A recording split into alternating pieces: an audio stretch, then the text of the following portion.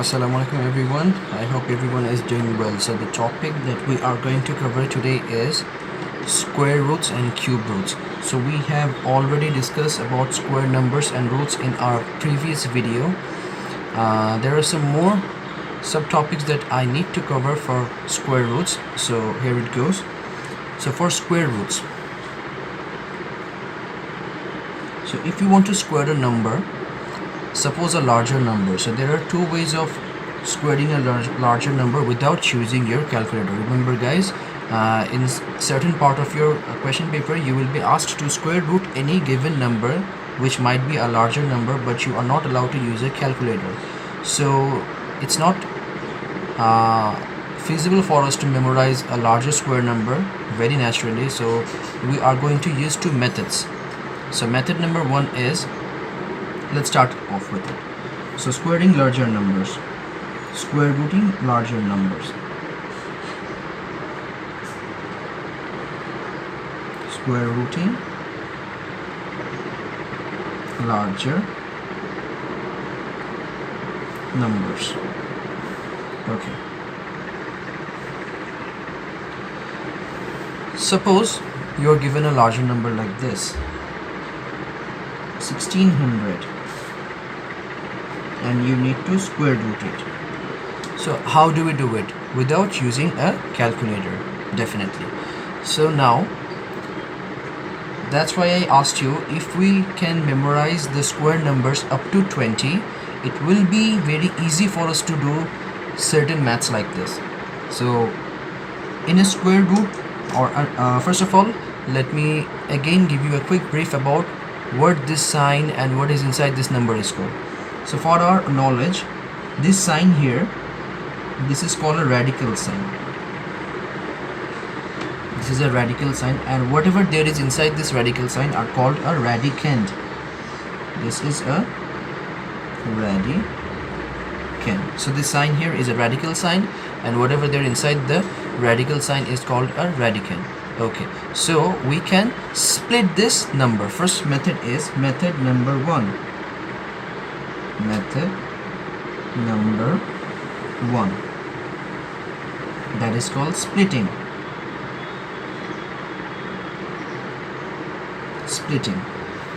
Splitting means we will divide or split any given number. We can split it into two. So if you see 1600, it says 1600, I can write it like this. If you multiply 16 with 1000, sorry, 16 with 100,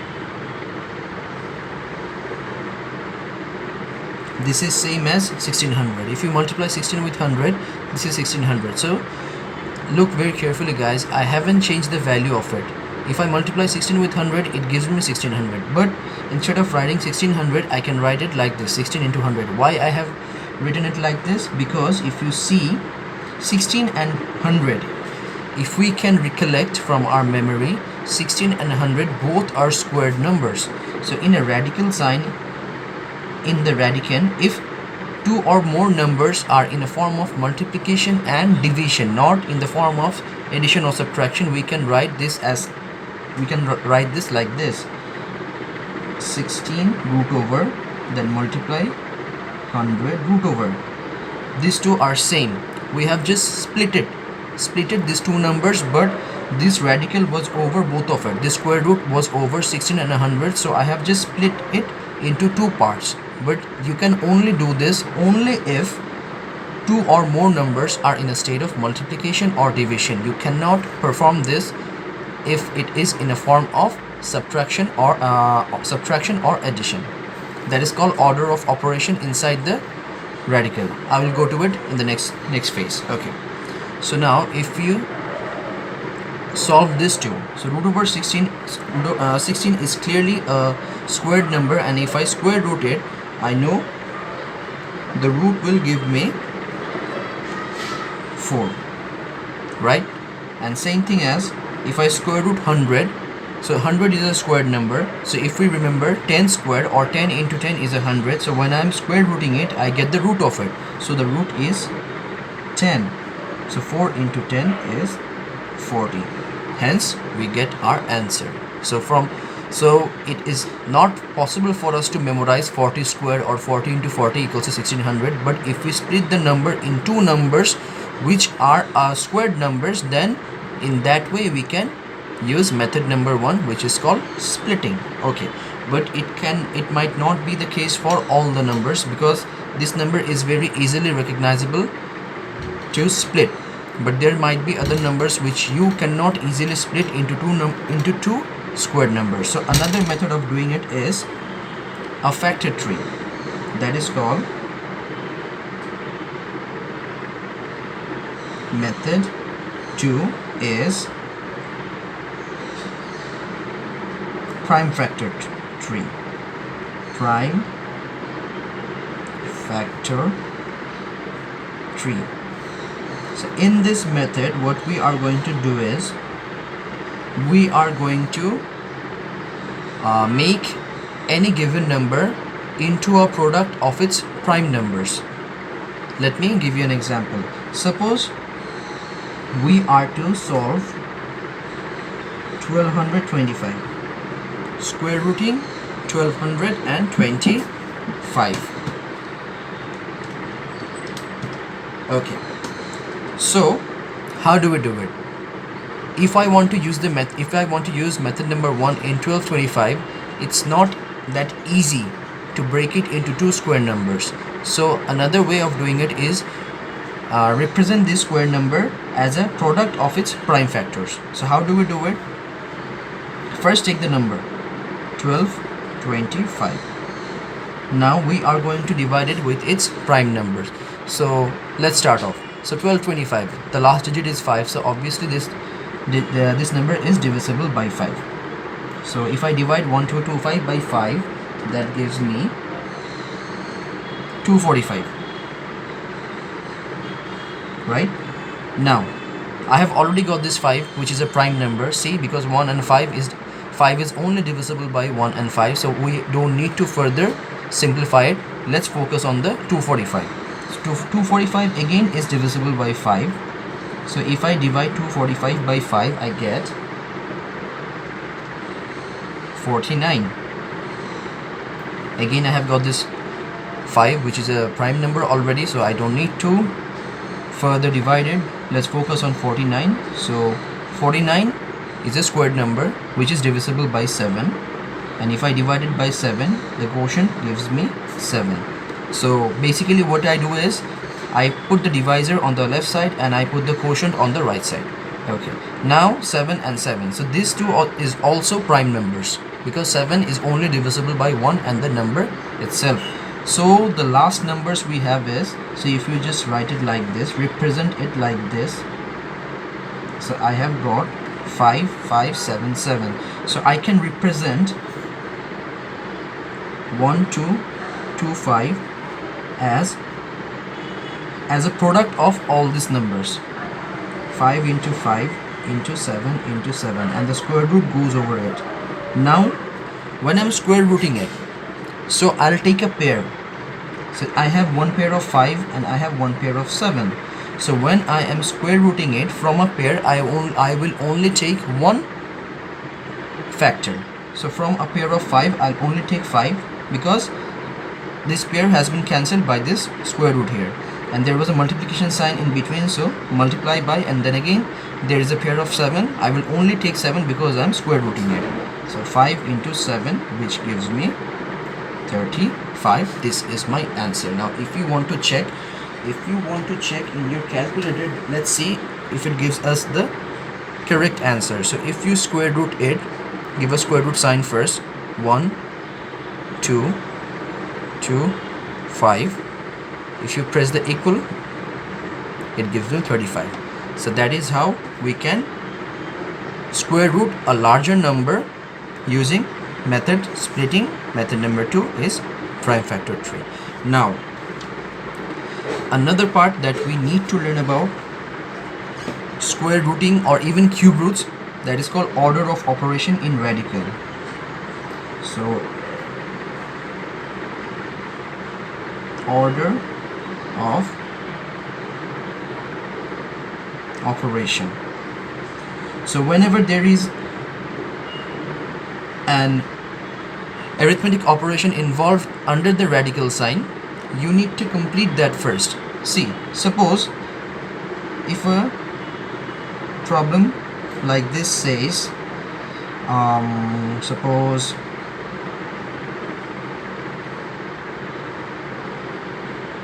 $80 minus 16, right? So you cannot write it like this, root over 80 minus root over 16. It won't give you the correct answer. You cannot write it like this. I have given here not equals symbol here. What you need to do is, whatever there is in the radical, just like brackets, when we follow the order of operation, what you do is, whatever there is inside the radical, you need to calculate it first, then you need to radicalize it. So if I subtract 16 from 80, it gives me 64. And now if I square root 64, I know it will give me the root 8. But if you do it, if you would have done it like this, root over 80 first of all is not a squared number, root over 16 is a squared number, it will give me 4, but root over 80 won't give me a exact number. Let's try it in our calculator. So let's give root over 80, it gives me like 8.94. so let's write it like this, 8.94, then minus, I know root over 16 will give me 4, so it's like, if I subtract this from this, it gives me 4.94, which is not correct. So you cannot do it like this, you cannot split any number like this. You have to calculate whatever there is inside the radical, and then you have to square root it.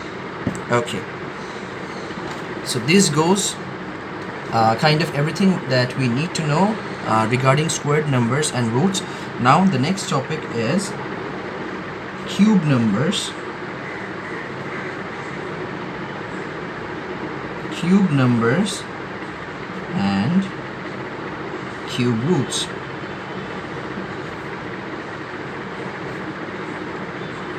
First of all, let us know what cube numbers are.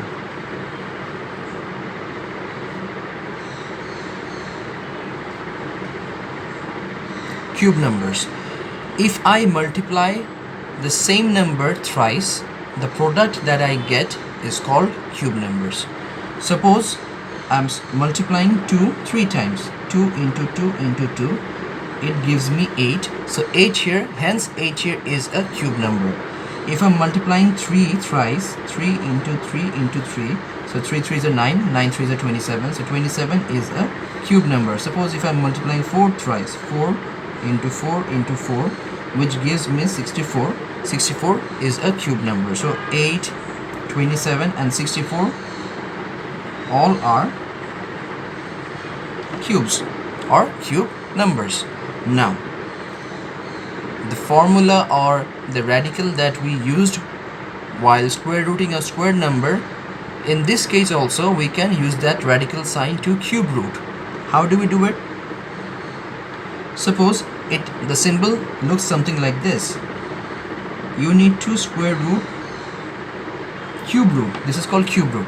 Sorry, my bad. This is called cube root. So the radical sign is the same, but instead of just the radical sign, we put a 3 in here. So if you see this symbol, a radical sign, and there is a 3 at the side of it, it is basically means cube root. So this sign here means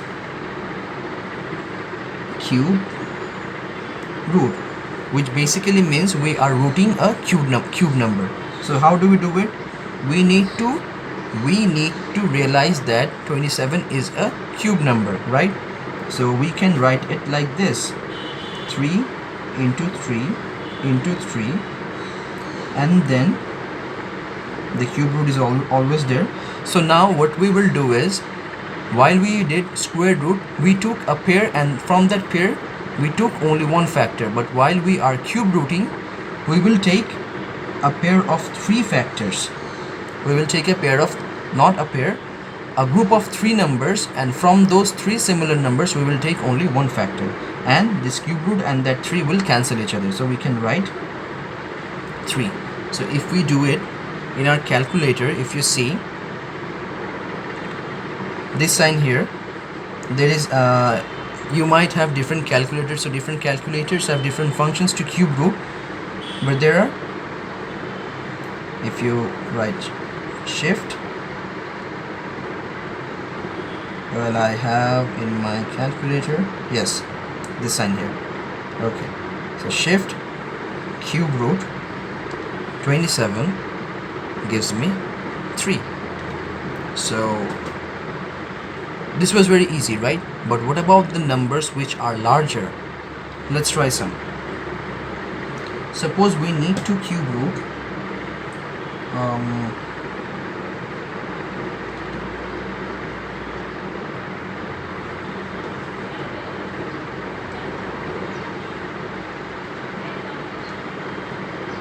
512. Suppose we need to cube root 512. So very naturally, I don't realize that 512 is a cube number because I haven't memorized it, and it's not quite feasible to do it also. So how do we do it?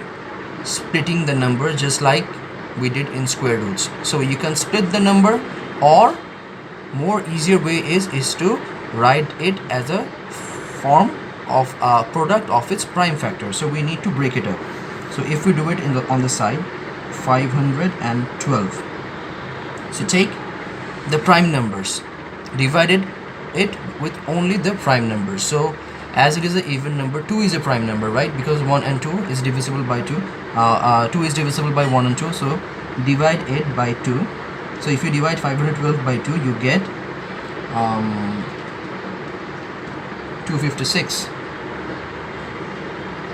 Now I have already got a prime number, so I don't need to do further divide it. Let's focus on 256. 256 again is divisible by 2. So divided by 2. If you divide 256 by 2, you get 128.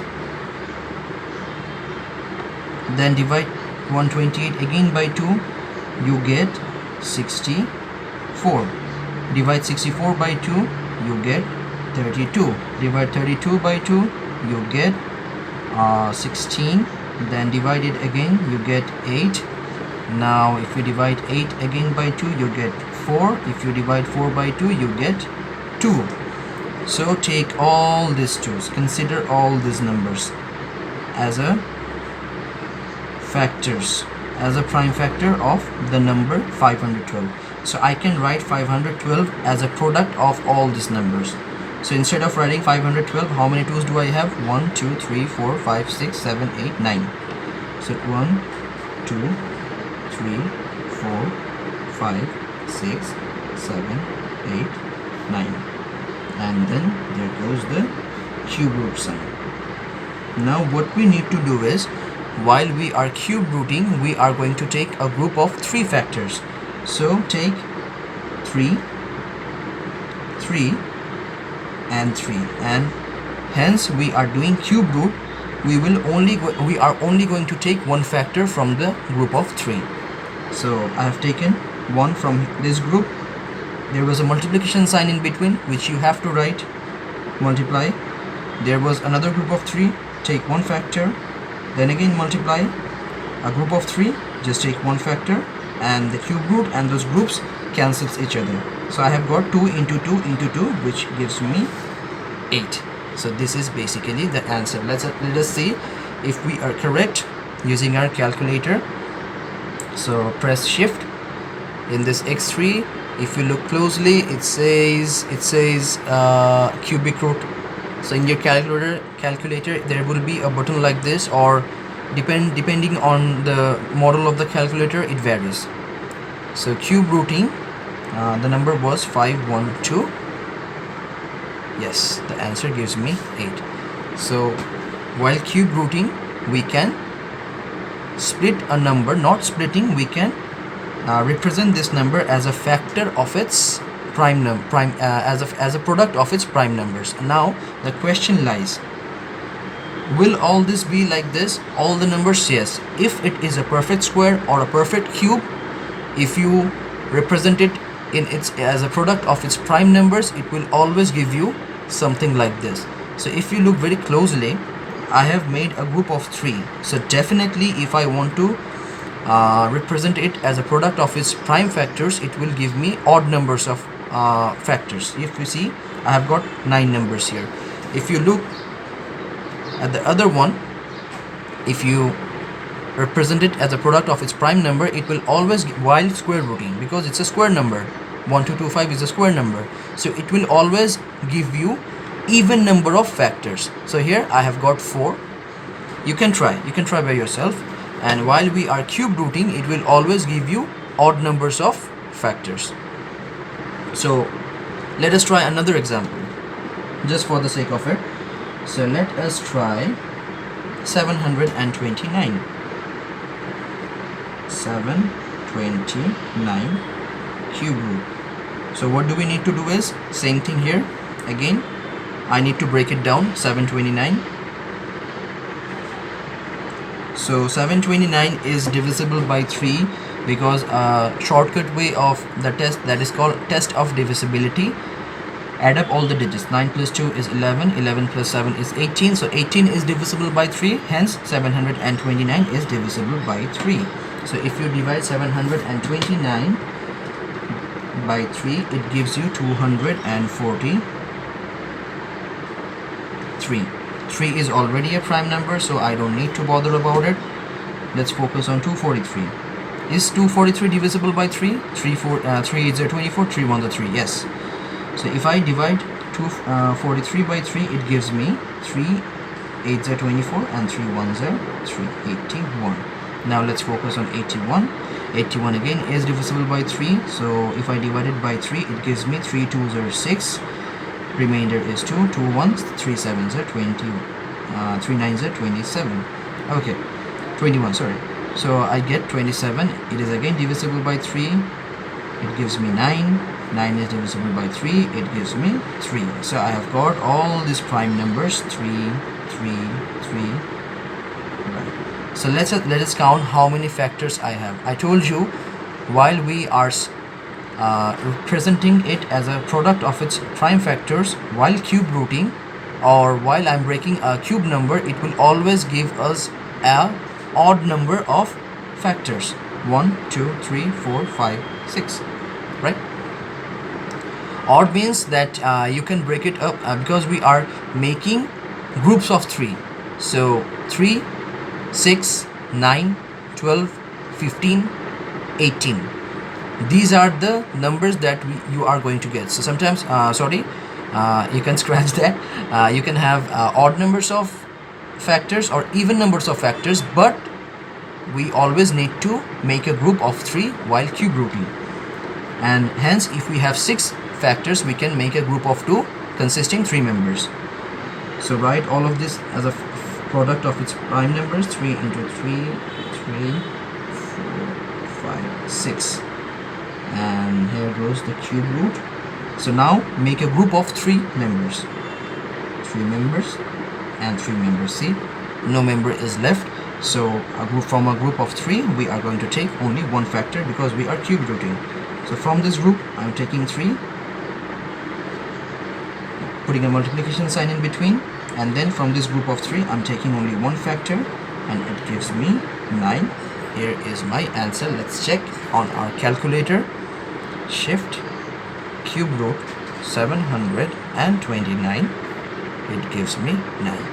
So this is how we cube root a larger number by representing it as a product of its prime numbers. Same thing was for squared numbers also, but in squared numbers there was also, this can also be done by splitting the numbers, but I think it will be a little difficult for you for us to comprehend or make it into a number of 2, which while both the numbers are cube numbers. So I find this way more easy, by splitting a number as a product of its prime numbers. So in both the cases, you can follow this method. Thank you so much for bearing with me. I hope you'll find this video very helpful. Take care everyone, stay safe.